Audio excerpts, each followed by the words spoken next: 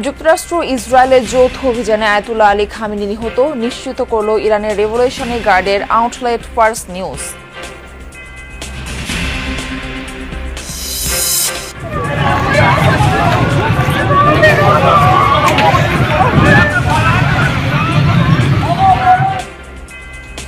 ইরানের বিভিন্ন স্থানে ওয়াশিংটন তেল আবিবের হামলা অব্যাহত। দুটি গার্লস স্কুলে মিসাইলের আঘাতে নিহতের সংখ্যা বেড়ে 160। পাল্টা জবাব দিচ্ছে তেহরানও।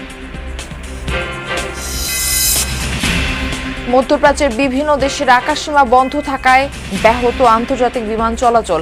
শাহজালালে অনিশ্চয়তায় বাংলাদেশের প্রবাসী শ্রমিকরা। ভিতরে জানতে পারলাম এক সপ্তাহের জন্য সৌদির ফ্লাইট সব ফ্লাইট বন্ধ। বিভিন্ন জায়গা থেকে আসে, তো সেই ক্ষেত্রে আপনার মনে হচ্ছে ওনারা কি করবে? কিছু বুঝে উঠতে পারতেছি না কি আসলে কি যেতে পারবো। বিরোধী দল জামায়াত ইসলামীর ইফতারে প্রধানমন্ত্রী তারেক রহমান বললেন, রাজনৈতিক দলগুলো কাজ করবে মানুষের ভাগ্য পরিবর্তনে। আমরা আল্লাহর নামে শপথ গ্রহণ করি যে আমাদের আগামী দিনের কাজগুলো হবে এই দেশের মানুষের ভাগ্য পরিবর্তনের জন্য। শুরু হলো স্বাধীনতার মাস মার্চ। হানাদার বাহিনীর বিরুদ্ধে আপাময় জনতার প্রাণপণ লড়াইয়ে অর্জিত হয়েছে সার্বভৌম বাংলাদেশ।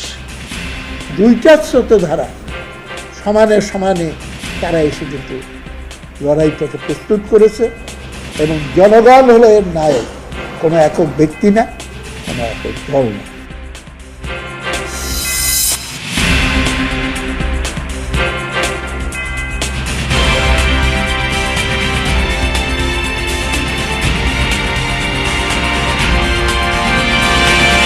নিহত হয়েছেন ইরানের সর্বোচ্চ ধর্মীয় নেতা আয়াতুল্লাহ আলী খামেনি।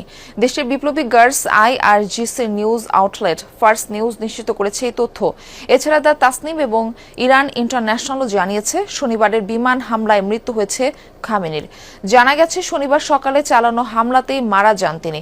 যুক্তরাষ্ট্র ইসরায়েলের যৌথ অভিযানে এছাড়াও মারা গেছেন খামেনির মেয়ে জামাই এবং নাতি। এরই মধ্যে 40 দিনের শোক ঘোষণা করেছে ইরান। ইরানের সর্বোচ্চ নেতা বেঁচে আছেন নাকি মারা গেছেন তা নিয়ে শনিবার থেকে ছিল ধোঁয়াশা। মার্কিন প্রেসিডেন্ট ডোনাল্ড ট্রাম্প সহ ইসরায়েল শনিবার থেকেই খামেনির মৃত্যুর খবর জানালেও বেশ কয়েকজন শীর্ষ কর্মকর্তার বরাতে আরবের গণমাধ্যমগুলো বলছিল বেঁচে আছেন ইরানের সর্বোচ্চ নেতা। এর আগে ইরানের পররাষ্ট্রমন্ত্রী আব্বাস আরাকচি দাবি করেন, খামেনির মৃত্যুর খবর সত্য নয়, নিরাপদে আছেন ইরানের প্রেসিডেন্ট, সুপ্রিম ন্যাশনাল সিকিউরিটি কাউন্সিলের সেক্রেটারি এবং পার্লামেন্টের স্পিকারও। ইরানের বিভিন্ন স্থানে অব্যাহত রয়েছে ইসরায়েল ও যুক্তরাষ্ট্রের যৌথ